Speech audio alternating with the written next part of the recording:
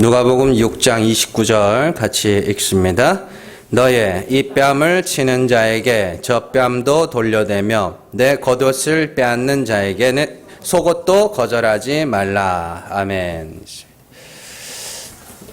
누가복음 47번째 시간입니다. 두 번 맞을 짓입니다. 쉬운 버전도 있고 어려운 버전도 있는데 오늘은 쉬운 버전으로 할 겁니다. 여러분들을 무시해서가 아니고 어려운 버전으로 하면 시간이 너무 많이 걸릴 것 같아가지고 쉬운 버전으로 할 겁니다.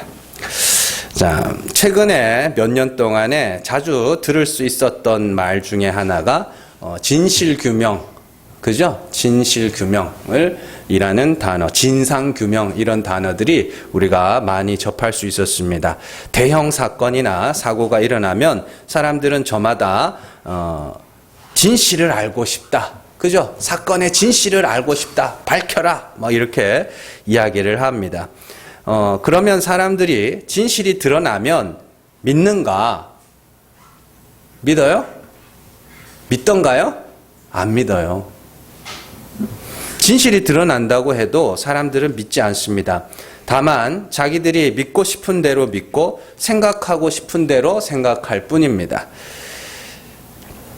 성경에서도 그래서 최근 몇 년간 일어났던 굵직굵직한 사건에 대한 진상조사 결과를 발표하면 사람들은 자기가 듣고 싶은 이야기가 아니면 다 거짓말이라고 이야기를 합니다. 안타까운 거예요, 사실은. 성경에서도 이런 모습을 찾아볼 수 있습니다. 가장 대표적으로 엘리야와 바알과 아세라 선지자 850명의 싸움이죠. 하나님께서 이스라엘에게 3년 6개월의 가뭄을 허락하시고 그리고 그 마지막 지점에 엘리야를 보내셔서 바알과 아세라 선지자 850명과 누가 진짜 신인가 한번 겨뤄보자 그러면서 싸움을 하게 됩니다. 이에 바알과 아세라 선지자 850명이 제단에 제물을 올려놓고 이른 아침부터 정오까지 불이 내려서 그 제물을 불살라 주기를 하늘에서 너희 신이 진짜 신이면 하늘에서 불을 내려서 제물을 받아갈 거 아니냐 그거 한번 해보자 그래요. 그래서 그들이 막 기도를 합니다. 근데 하늘에서 아무 응답도 없어요. 아무 응답도 없습니다. 이에 엘리야가 막 옆에서 조롱하죠. 야 어디 나갔나 보다 자나 보다 좀 더 힘내봐 막 그러죠. 그러니까 이 사람들이 몸을 해하여 가면서 막 날뛰어 가면서 그렇게 부르짖습니다. 그래도 아무 응답도 없습니다. 그리고 이제 엘리야 차례가 됩니다. 엘리야 3년 6개월의 가뭄 동안에 참 그 물이 어디서 났는지, 그죠? 물을 막 떠와가지고 제물에 붓고 제단에 붓고 도랑까지 파가지고 도랑이 가득 차도록 물을 다 부어놓고는 엘리야가 하나님께 기도합니다. 열왕기상 18장 36절에서 37절 같이 읽습니다. 저녁 소재 드릴 때에 이르러 선지자 엘리야가 나아가서 말하되 아브라함과 이삭과 이스라엘 하나님 여호와여 주께서 이스라엘 중에서 하나님이신 것과 내가 주의 종인 것과 내가 주의 말씀대로 이 모든 일을 행하는 것을 오늘 알게 하옵소서. 여호와여 내게 응답하소서. 이 백성에게 주 여호와는 하나님이신 것과 주는 그들의 마음을 되돌이키심을 알게 하옵소서. 아멘. 이 엘리야의 기도를 한마디로 요약하면 이겁니다. 하나님, 여호와 하나님이 진짜 하나님, 진짜 신이라는 것을 백성들로 하여금 알게 해주세요. 이렇게 기도를 합니다. 그러자 하늘에서 불이 임해서 재물과 도랑의 물까지도 다 삼켜버리죠. 이로써 거기 모인 모든 사람들이 여호와 그는 하나님이로다. 이거 뭐냐면 여호와가 진짜 신이다 이런 뜻이에요. 네, 그렇게 고백하게 됩니다. 그리고 엘리야는 거기서 바알과 아세라 선지자 850명을 죽입니다. 그리고 또한 기도하여서 3년 6개월의 가뭄을 끝내죠. 그래서 정말 많은 사람들이 여호와 하나님이 진짜 하나님이구나라는 것을 알게 됐어요. 자, 진실이 드러난 거죠. 자, 이 사건을 통해서 분명히 바알과 아세라는 가짜고 여호와 하나님이 진짜라는 것이 증명이 됐습니다.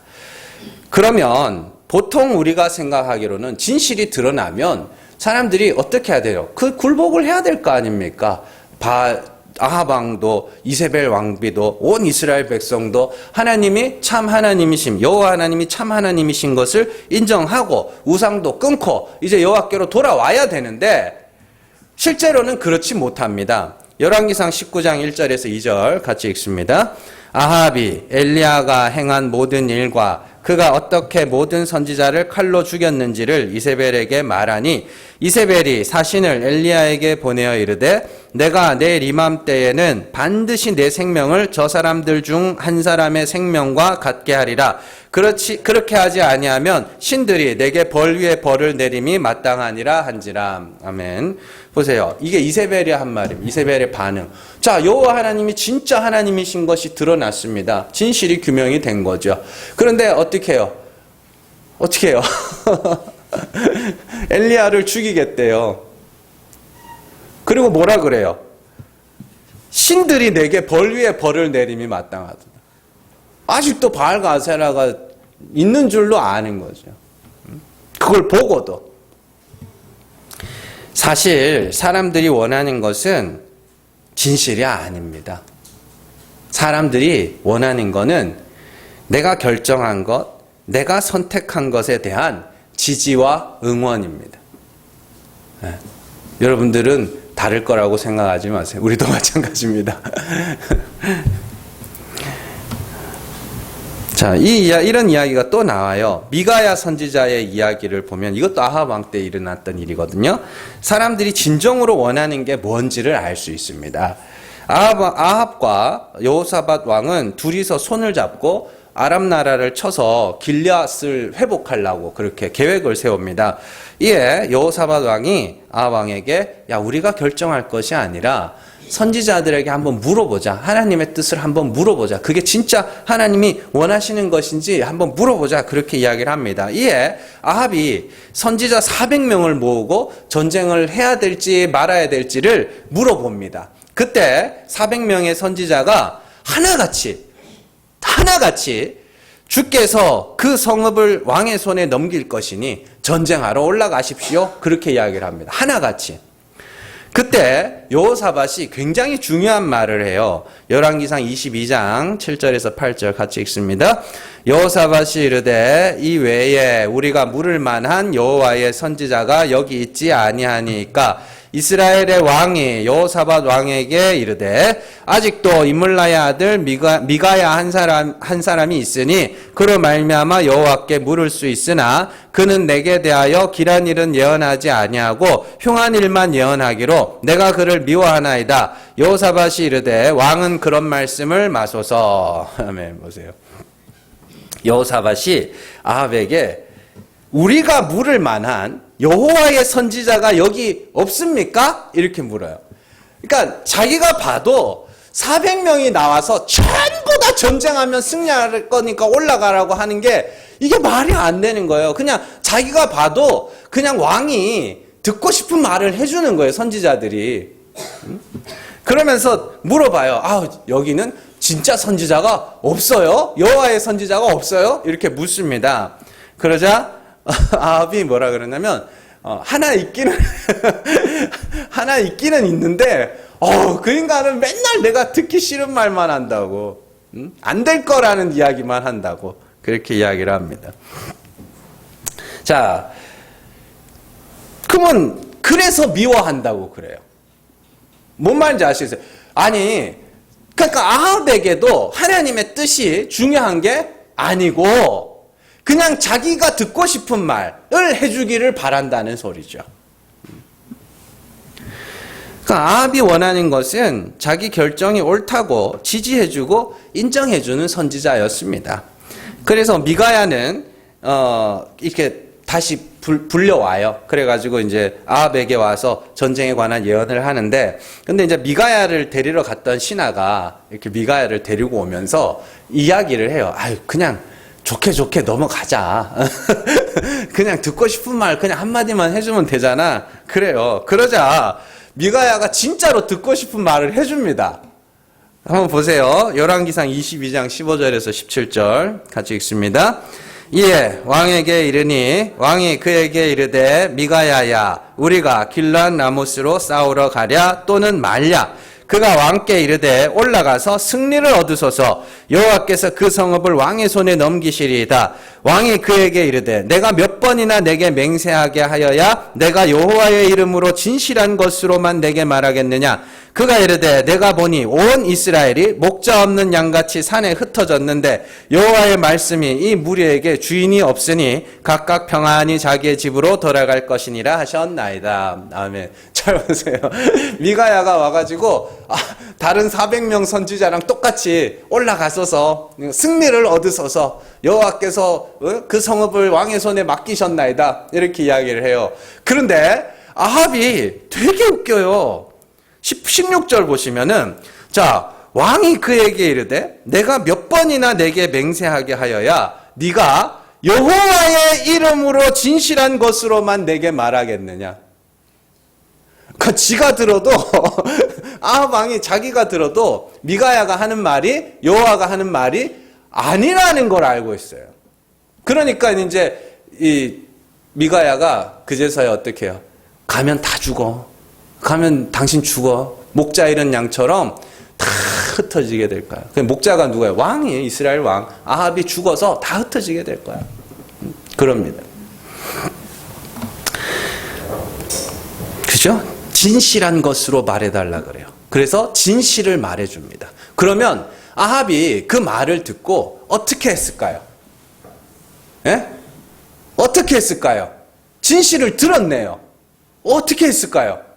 안 갔을까요? 갔어요. 어떻게 했어요? 그래서 죽었어요. 여러분들, 나는 진실을 원한다. 아닙니다. 사람은요, 진실을 원하지 않아요. 사람들은요, 내가 선택하고 내가 결정한 거, 그래, 응원해 줄게. 잘 될 거야. 응원해 줄게. 이거 원해요. 그래서 누군가가 그거 아닌 것 같은데, 야, 아무리 생각해도 그거 아닌데, 근데 그러면 다시는 안 봅니다.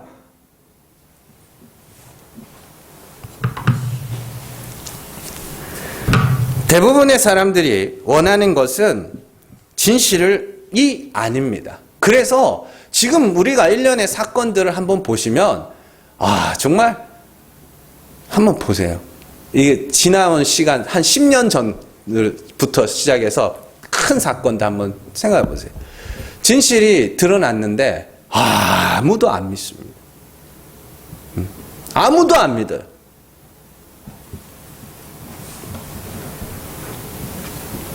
그래서 이 커뮤니케이션 관련해서 이렇게 일하는 사람들이 꼭 하는 말이 있습니다. 인간관계를, 좋은 관계를 유지하기 위해서는 절대로 그 사람의 결정이나 선택에 대해서 반대하지 말라고 그럽니다. 바꿀 수가 없으니까 지지해줘라고 이야기합니다. 바꿀 수가 없으니까. 안 바뀐대요. 그래서 여러 가지, 내가 뭐 사업 아이템 같은 거 들고 와가지고 뭐 이런 거 있잖아요. 그래서 이거 하려고 그러는데 어떻게 생각해? 그러면은 그건 뭐냐면 내가 이거 하려고 그러니까 응원해줘라는 뜻이래요. 정말 그게 궁금해서가 아니라 응원해줘. 박수 쳐줘. 응원해줘. 그러면 이제 거기서 뭐 해야 되는 거야? 응원해줘야 되는 거야. 안 그러면 관계가 다 깨진대요. 자, 그러면 정말로 인간 대 인간의 관계에서는 응원해주고 지지해주세요. 그게 여러분들 관계를 유지하는 길입니다. 좋은 관계를 유지하는 길이고 그 사람이 나를 좋아하게 만드는 방법 중에 하나입니다. 그런데 중요한 것은 뭐냐면 멸망길로 걸어가고 있는데 이 사람을 생명길로 옮겨야 될 거 아닙니까? 근데 자꾸만 멸망길이 옳다고 생각하는 사람에게 그거 아니라고 이리 와야 된다고 말을 해줘야 될 거 아닙니까? 단순하게 뭐 잠깐 한 번 실패하고 두 번 실패하고 이 문제가 아니라 정말 죽고 사는 문제라면 그렇게 하면 안 되는 거 아니냐고요. 그렇잖아요. 그러가면 죽어요. 예? 애가 예전에 그런 사건이 있었습니다. 부동액 있잖아요. 부동액 그거 먹으면 죽거든요. 근데 이 부동액 색깔이 되게 맛있게 생겼어요. 초록색 비심을 해가지고 음료수 비슷하게 생겼다고요. 그 마셔가 죽은 애들이 있어요. 그러면 그거 손대면 어떻게 해야 돼요? 못 마시게 해야 될 거 아닙니까? 죽는 거니까. 한 번, 두 번 실패하고 마는 게 아니니까. 그런데 진실을 말해주면 어떤 일이 생기느냐? 뺨 맞아요. 열왕기상 22장 24절 같이 읽습니다. 그나아나의 아들 시드기야가 가까이 와서 미가야의 뺨을 치며 이르되 여호와의 영이 나를 떠나 어디로 가서 내게 말씀하시더냐. 아멘. 이사야 50장 4절에서 6절 같이 읽습니다. 주 여호와께서 학자들의 혀를 내게 주사 나로 곤고한 자를 말로 어떻게 도와줄 줄 알게 하시고 아침마다 깨우치시되 나의 귀를 깨우치사 학자들 같이 알아듣게 하시도다. 주 여호와께서 나의 귀를 여셨으므로 내가 거역하지도 아니하며 뒤로 물러가지도 아니하며 나를 때리는 자들에게 내 등을 맡기며 나의 수염을 뽑는 자들에게 나의 뺨을 맡기며 모욕과 침뱉음을 당하여도 내 얼굴을 가리지 아니하였느니라. 예레미야 애가 3장 30절 같이 읽습니다. 자기를 치는 자에게 뺨을 돌려대어 치욕으로 배불릴지어다. 아멘. 이게 다 선지자들이 하는, 아까 전에 처음에 읽었던 열왕기상의 말씀은 미가야가 시드기야에게 당한 일이에요. 거짓 선지자잖아요. 미가야가 하나님의 뜻을 말하는 참 선지자가 아닙니까? 이 사람은 가면 죽는다고 말하는데 시드기야라는 놈이 가지고 뺨을 치면서 여호와의 영이 나를 떠나 어디로 갔냐고. 자, 이사야에서는 학자의 혀를 내게 주셨다 그러면서 이사야가 자꾸 뭐라 그래요? 깨우치신다 그래요. 깨닫게 하신다는 뜻입니다. 귀를 열어주셨다 그래요. 하나님의 말씀이 주의 뜻이 무엇인지를 깨닫게 하셨단 말이에요. 그래서 쉬지를 못해요. 그래서 학자의 혀를 줬다는 건 뭐냐면 깨닫게 하심으로 말하게 하셨다는 뜻입니다. 그래서 말을 했더니 하나님의 뜻을, 주의 진리를, 진실을 말을 했더니 사람들의 반응이 어땠냐? 때리고 수염 뽑고 모욕하고 침뱉고 그러더라는 거예요. 예레미야도 마찬가지죠. 하나님의 말씀을 받아 그걸 말씀을 전했더니 사람들이 뺨을 치더라. 근데 뺨으로 돌려댔다고 그러죠. 오늘 말씀이 똑같은 말씀입니다. 돌려댔다. 왜 돌려댔어요? 뭘 돌려댄 게 뭔데요? 빡 때리니까 기분 나빴어? 덜 풀렸지? 한 대 더 쳐. 이거예요? 계속 한 겁니다. 그리 가면 죽으니까 그리 가면 안 된다고 뺨을 맞아도 하고 맞아도 또 하고 무시해도 하고 욕해도 하고 침뱉어도 하고. 왜요? 그리 가면 죽으니까.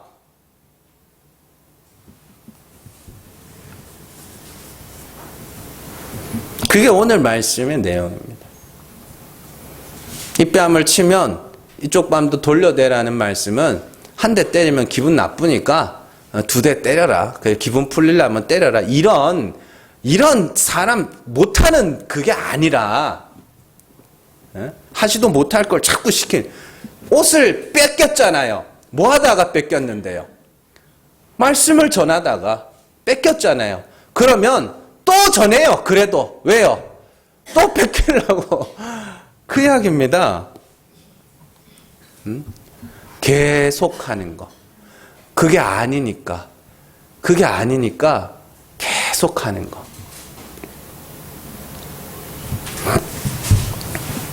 오늘 말씀이 의미하는 바는 정확하게 두 가지입니다. 첫 번째는 선지자는 치욕을 당하는 한이 있어도 진리를 말해야 한다는 겁니다.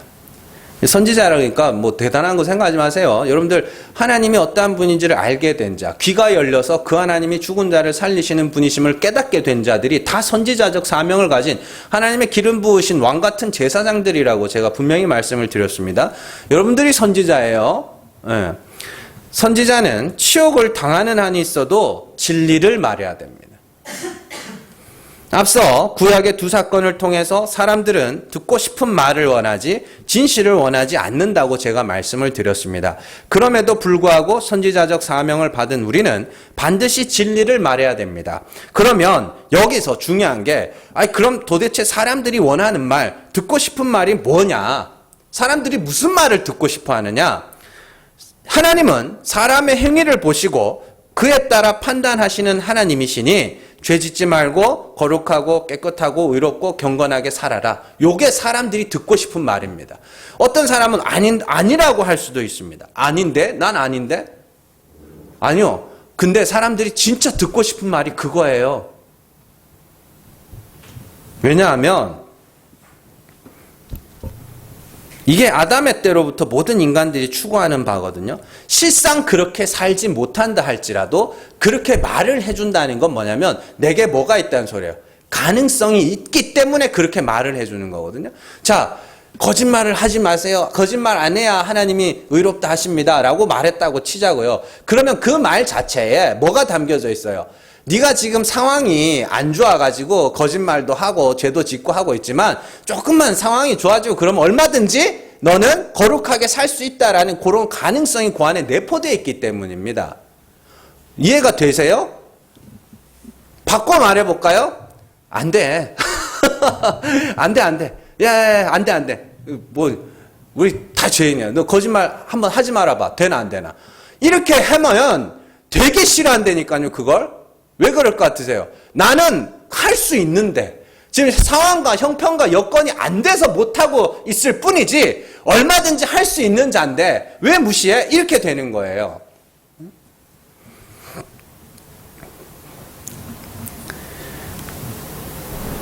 그러나 진리는 하나님은 죽은 자를 살리시는 하나님이심을 믿고 네가 죄인이라는 것을 인정하고 너는 불가능한 죄인이라는 것을 인정하고 하나님의 긍휼을 구하라는 말은 듣기에는 그래 뭐 어차피 죄인이니까 쉽지만 실제로는 어때요?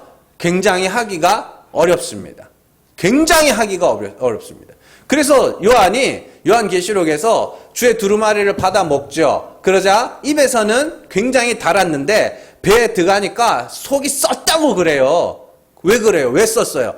실제로 내가 죄인 맞구나. 요게 너무너무 힘든 일이에요. 별거 아닌 것 같지만 죄인인데도 불구하고 자기 죄를 인정하는 게 너무너무 힘들다는 이야기입니다. 그래서 왜냐하면 이 복음 안에는 애초에 인간은 스스로 하나님 앞에 의로울 수 없는 불가능한 존재라는 전제가 깔려있기 때문입니다. 여러분들 아무리 공부를 못해도 자녀들에게 야, 넌 안 돼. 포기해. 이런 말은 절대로 하지 말라고 그러죠. 근데 막 진짜 화가 머리끝까지 나면 한 번씩 그렇게 한 적이 있나? 하여튼 그렇게 할 때도 있는데 자, 왜냐하면 그 잠재된 가능성마저도 싹 다 무시하는 말이기 때문에 그런 말은 하지 말라 그래요. 넌 안 돼. 이런 말 하지 말라 그래요. 야, 하나를 보면 열을 알지. 뭐 이런 거 막 어른들이 막 그런 말 하잖아요. 그거 하지 말라 그래요. 애가 잠재력이 있는데. 응? 그러니까. 근데 복음이 그런 거라니까요. 복음이 그런 거예요. 안 돼, 안 돼. 한번 해봐. 되나 안 되나. 그래 해봤더니 진짜 안 돼. 자존심이 막 상하는 거죠. 응? 근데 사람들이 듣고 싶은 말이 뭐냐면 사람들이 힘나게 하는 말이 뭔지 아세요? 야, 할 수 있어. 한번 해보자. 응? 우리는 무한한 가능성을 가지고 있어. 불가능, 그건 아무것도 아니야. 뭐 이런 거 있잖아요. 그게 전부 이게 다 뭐예요? 이게 스포츠 브랜드들 카피라이터입니다. 카피 문구입니다. 그게 광고 문구. 할 수 있습니다. 불가능은 아무것도 아닙니다. 이런 것들이 사람들의 가슴을 뛰게 만든다니까요. 근데 복음의 진리는 뭐냐면 한번 해봐. 되나 안 되나. 그게 진리라니까요. 그래서 해봐야 되는 거예요. 뭘 알라고. 안 되는구나를 알라고. 열심히 착하게 살아보시고 의롭게 살아보시고 경건하고 거룩하고 깨끗하게 살아보세요. 되나 안 되나. 안 된다니까요. 근데 그걸 인정하기가 너무너무 쉽지 않다는 겁니다. 하나님께서 아브라함이 75세 때에 내가 아들을 주겠다고 말씀을 하셨습니다. 자, 그때부터 아브라함이 무슨 생각에 사로잡혔느냐? 내가 아들을 낳아야지 라는 생각에 사로잡힙니다. 그리고 마음의 할례, 99살 때 하나님이 안 주시면 못 낳는다. 난 안 돼. 요 상태까지 가는데 25년 걸렸잖아요. 그것만큼 우리가 하나님 앞에 주의 긍휼만을 바라는 자리로 나가는 시간이 그만큼 오래 걸려요. 나는 얼마든지 거룩할 수 있고 나는 얼마든지 의로울 수 있는 가능성을 가진 자라고 생각하는 사람에게 아니야, 우리는 하나님이 불쌍히 여기셔야 되는 자야. 우리는 그렇게 거룩할 수 없어. 그런 자가 아니야 라고 말하면 왜 나를 무시해? 라고 뺨을 치는 거예요. 그럼에도 불구하고 선지자는 그 말을 하는 사람입니다. 자, 그리고 오늘 말씀의 두 번째 내용이 뭐냐? 치욕을 당하더라도 계속해서 그 말을 하는 겁니다. 예수님이 이 뺨을 치면 저 뺨을 돌려대라고 하십니다. 겉옷을 빼앗는 자에게 속옷도 거절하지 말라고 합니다. 이것을 어떤 사람은 한 대 때려서 기분 안 풀리면 다른 쪽도 때려서 기분 풀라고 그렇게 가르치기도 하고, 실제로 가르칩니다. 실제로 그렇게 설교를 하고 있어요. 요즘에도. 얼마나 추웠으면 겉옷을 가져가겠냐? 그러면 속옷도 나눠줘라. 그렇게 구제의 측면으로 가르쳐 주기도 합니다. 심지어 옛날에 한경진 목사님은 살아계실 적에 그 월급 봉투를 장로님들이 사례비를 그 목사님한테 안 줬다 그러죠. 가다가 다 나눠준대요. 그 서울역 이쪽으로 가면 거지들이 엄청 많거든요. 다 나눠주고 가가지고 사례비 다 털어가지고 그냥. 아니 그럼 자기 식구들은 뭐 되냐고 그러면은. 어쨌든 그런 구제의 측면으로 이야기를 하는데 그것도 아닙니다. 자, 뺨 맞은 이유가 뭐예요? 진리를 말해서 맞았죠. 그러면 또 맞아야 되네? 뭐 해서? 또 진리를 말해서. 자, 옷 뺏긴 이유가 뭐예요? 진리를 말해서 뺏겼습니다. 그런데 또 뺏길 짓을 하래요. 뭐 하려고? 계속 진리를 말하라는 거예요. 치욕을 당하고 박해를 당하여도 하라는 거예요. 왜요? 그게 사는 길이니까. 그게 영생 얻는 길이니까. 베드로전서 2장 19절에서 25절 같이 읽습니다. 부당하게 고난을 받아도 하나님을 생각함으로 슬픔을 참으면 이는 아름다우나 죄가 있어 매를 맞고 참으면 무슨 칭찬이 있으리요. 그러나 선을 행함으로 고난을 받고 참으면 이는 하나님 앞에 아름다우니라. 이를 위하여 너희가 부르심을 받았으니 그리스도도 너희를 위하여 고난을 받으사 너희에게 본을 끼쳐 그 자취를 따라오게 하려 하셨느니라. 그는 죄를 범하지 아니하시고 그 입에 거짓도 없으시며 욕을 당하시되 맞대어 욕하지 아니하시고 고난을 당하시되 위협하지 아니하시고 오직 공의로 심판하시는 이에게 부탁하시며 친히 나무에 달려 그 몸으로 우리 죄를 담당하셨으니 이는 우리로 죄에 대하여 죽고 의에 대하여 살게 하려 하심이라. 그가 채찍에 맞음으로 너희는 나음을 얻었나니. 아멘.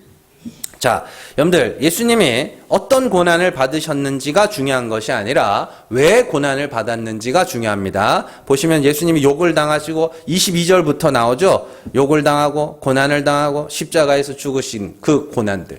그게 뭐냐면 왜 욕을 당하시고 왜 사람들로부터 손가락질 당하시고 그랬냐고. 왜? 뭐 때문에? 율법의 세상에서 은혜를 말했기 때문에. 하나님을 율법의 하나님으로 알고 있는데 그리스도께서 하나님의 아들이 이 땅에 오셔서 야, 참 하나님은 율법의 하나님이 아니야.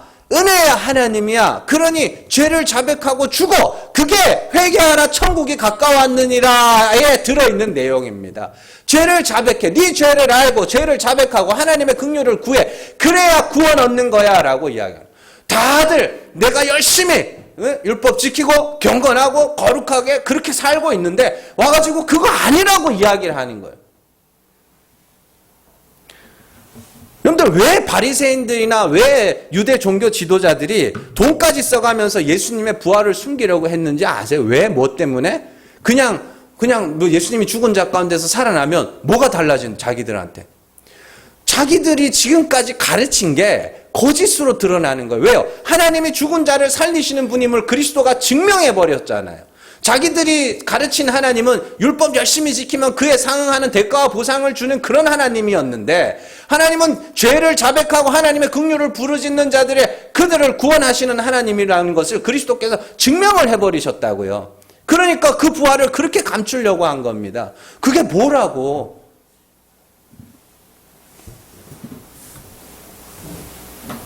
근데 그 사명을 누구에게 주셨어요? 우리에게 주신 거예요. 가서 진리를 말해. 하나님이 어떠한 분인지를 말해줘. 그래서 그러면 예수님이 받은 고난과 예수님이 받은 욕과 비방과 박해를 너희도 받게 될 거야. 그걸 뭐라 그러냐면 선을 행함으로 고난을 받으면 아름다우나 이렇게 이야기를 합니다. 21절 거기 한번 보세요. 21절 처음에 이를 위하여 너희가 부르심을 받았으니 이렇게 돼 있죠. 이를 위하여 뭐를 위해서요? 선을 행함으로 고난을 받는 것. 그것을 위하여 부르심을 받았다. 그러면 선을 행하는 게 뭐예요? 복음을 전하는 겁니다. 그래서 우리가 지난주에도 살펴봤고 그 전주에도 살펴봤지만 그리스도께서 어떻게 해요? 왕같은 제사장, 거룩한 나라요. 그죠? 그렇게 나오면서 뭐라 해요?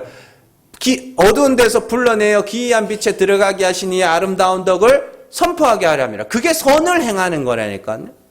하나님이 어떠한 분인지, 참 하나님이 어떠한 분인지를 나타내고 증거하고 선포함으로써 사람들에게 야, 하나님이 그런 하나님이 어딨어? 이렇게 비방하고 당하고 박해받고 욕을 먹는 그게 우리가 받아야 되는 박해예요. 이를 위하여 부르심을 받았다. 왕같은 제사장으로. 그게 선을 행함입니다. 그 선을 행할 때 반드시 박해를. 아들도 죽이고 아들도 욕하고 아들 뺨도 치고 아들의 얼굴에 침도 뱉었던 사람들이 너희들에게는 안 그러겠냐.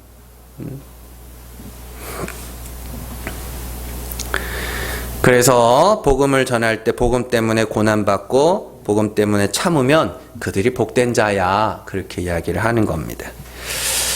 자, 오늘 말씀은요. 선지자적 사명을 받은 성도들에게 복음 때문에 고난을 받는다고 할지라도 복음 때문에 치욕을 당한다고 할지라도 뺨을 맞는 건 치욕을 당하는 겁니다.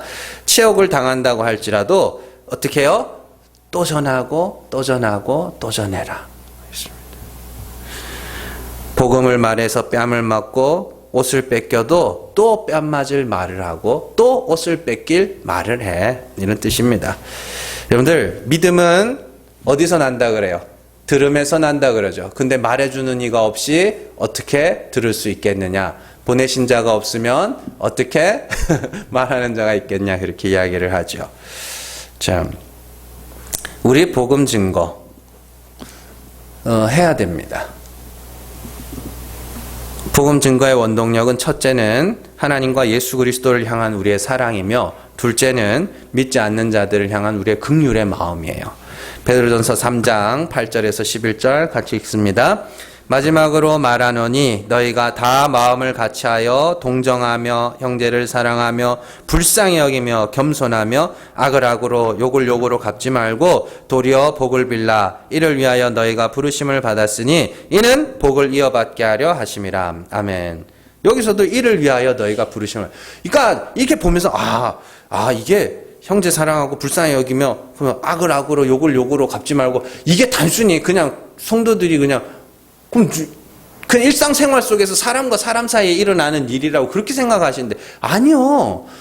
복음을 전하는 이를 위하여 부르심을 받았다잖아요. 복음을 전할 때 예수님이 말씀하시는 거 아닙니까? 악을 악으로 갚지 말고 도리어 복을 빌어주고 겸손하며 불쌍히 여기며 이런 마음으로 복음을 전해요. 여러분들 엄밀히 말하면 요즘에는요. 예수 믿는다는 이유만으로 박해받는 사람은 거의 없습니다. 물론 인터넷상에서는 참 진짜로 그 얼굴과 얼굴을 마주 보면 그런 말을 할 수 있을지 모르겠어요. 대면을 하면. 어떻게 컴퓨터에 이렇게 인터넷에 보면 기독교에 대해서 욕을 얼마나 욕을 해놓는지 뭔 그런 억하심정이 있어가지고 그렇게 욕을 하는지는 잘 모르겠는데 어쨌든 실생활에서 그렇게 예수 믿는다고 욕하는 사람들은 참 보기가 힘듭니다. 옛날에야 제사 지내는 집안에서 제사 안 지낸다 그러니까 욕먹고 구박받고 그런 일은 있었지만 요즘엔 안 믿는 사람들도 제사를 안 지내거든요. 안 믿는 사람들도 제사 잘 안 지내요. 다 그냥 조상떡 본 사람들은 전부 해외여행 간다고 그러잖아요. 근데 박해는 가만히 있는다고 박해를 받는 게 아니고 예수 믿는다고 박해를 받는 게 아니고 복음이 전해질 때 박해를 받는 겁니다. 그래서 우리가 지금 3주째 계속 그걸 제가 말씀을 드리지만 진짜 우리 살아있으면서 복음 전하면서 욕도 한번 먹어봐야 돼요. 그런데 사실 최근에는요, 조롱과 박해보다 더 무서운 게 뭐냐면 무관심입니다. 아무런 관심이 없어요. 기독교뿐만 아니라 전체 종교 인구의 숫자가 줄어들고 있습니다. 우리나라 안에서. 근데 되게 재밌는 게요, 지금 미국이나 유럽 쪽에서는요, 종교 인구가 늘어나고 있습니다. 되게 신기한 거예요. 근데 무슨 종교가 늘어나느냐? 기독교 인구는 줄어드는데 불교 인구가 늘어나요. 이슬람은 얘네는 이슬람 그러면 무조건 테러잖아요. 테러. 근데 불교 인구가 굉장히 많이 늘어나고 있습니다. 그리고 그 중심에 뭐가 자리 잡고 있느냐? 명상 문화가 자리 잡고 있어요. 그 티베트 불교에서 나온 거거든요, 그게. 그래서 그게 지금 저기 미국 사회에서는 그 기업 문화를 그게 주류로 지금 자리 잡고 있는 그런 추세라고 이야기를 하죠.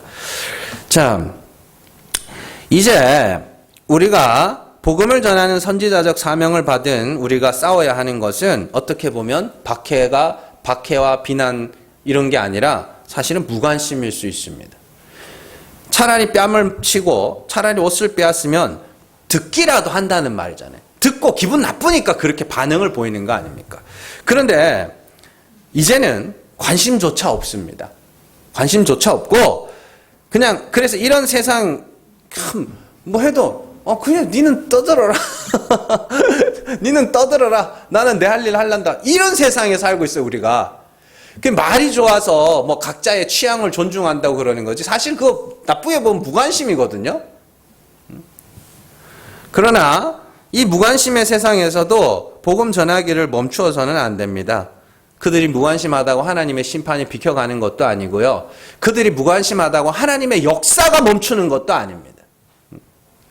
하나님이 우리에게 맡겨주신 사명은 십자가의 도를 전하는 겁니다. 그리고 그 도가 전해질 때 하나님이 역사하여 믿게도 하시는 거고, 지체하지 말고 전하시기 바랍니다. 관심이 없는 사람들에게도 전하셔야 됩니다. 안 들어도 듣든지 아니 듣든지 때를 얻든지 못 얻든지 하나님이 죽은 자를 살리시는 은혜 하나님이심을 정말 불쌍히 여기는 마음으로, 동정하는 마음으로 전하는 거예요. 그리고 그들이 욕하고 박해하고 손가락질해도 전하는 거고, 안 들어도 전하는 거고, 계속. 그러니까 늘 말씀드리잖아요. 그냥 거기 가면, 그 사람만 만나면 예수에 대해서 들을 수 있는 사람, 하나님이 어떤 분인지를 들을 수 있는 사람. 여러분들, 우리 성도는 그러한 사람이 돼야 되는 것이죠. 자, 구급대원들이요, 구조활동 중에 폭행당한다는 뉴스가 한동안 나왔었죠. 지금도 많이 폭행을 당한다고 그럽니다. 근데 참, 그거 왜 때리나 몰라?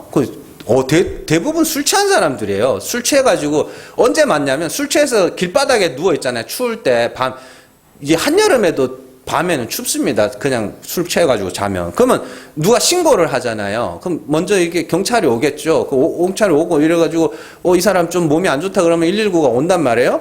그러면은, 술 취한 깨웠다고 이제 좁혀는 거예요, 그걸. 좁힙니다. 그러면 이제 이 사람들이 맞고 나면은, 왜 안 아프겠어요? 아프기도 하고, 마음의 상처도 많이 받고. 근데, 여러분들 학교 선생님들은요, 애들이 학교 선생님도 때리고 막 그러거든요. 학부모가 와가지고 선생님도 때리기도 하고 막 그런 뉴스들 나오잖아요. 그러면 이 선생님들이 이게 막 마음의 상처 막 이러면서 이 정신과 상담받고 학교를 휴직을 하기도 하고 쉬기도 하고 이럽니다. 근데 119 대원들은요, 안 쉬어요. 환자들한테 맞아도. 왜 안 쉬냐? 자기가 쉬면, 한 사람 더 구할 수 있는데 못 구할 수도 있기 때문에, 죽을 수도 있기 때문에, 살 사람이 죽을 수도 있기 때문에 못 쉰대요. 안 쉰대요. 맞아도. 우리 그 정도 마음은 있어야 되지 않겠습니까? 믿음은 들음에서 난다는데 누군가는 말을 해줘야 될 거 아니냐고요. 그러면 다 입 닫고 있는데 왜 나만, 아니 뭘 그렇게 생각을 해요. 구할 수 있으면 구하는 거지. 우리가 지난 7년 동안에 그 일을 해왔고 우리 성도들 잘 하고 있습니다. 참 이렇게 누구한테 복음을 전했어요. 누구한테 말씀을 전했는데 참 못 알아들어요. 못 깨닫더라고요. 이런 말씀을 들을 때마다 진짜 잘 하고 계시는구나. 이렇게 지난 7년 동안 해왔고 그 결과가 여기까지 오게 된 것이죠. 여러분들 참 감사한 거죠. 하나님이 깨닫게 하신 게 감사하고 하나님 여러분들의 입술을 통하여 복음이 흘러가게 하신 것이 감사한 것이고 또 여기까지 오게 하신 것이 감사한 것이죠. 여러분들 잘 기억하시고 멈추지 마세요. 정말 마지막 순간까지 하나님 앞에 가는 그 순간까지 정말 사람을 살릴 수 있는 주의 복음을 증거하면서 살아가는 뺨을 쳐도 말하고 옷이 뺏겨도 말하고 손가락질 당해도 치욕을 당해도 박해를 당해도 이게 살리는 거니까 어떻게든 한 사람이라도 더 살리겠다고 하는 그 긍휼의 마음으로 주의 복음 증거하면서 살아가는 여러분들 되시기를 주님의 이름으로 축원합니다. 기도하겠습니다.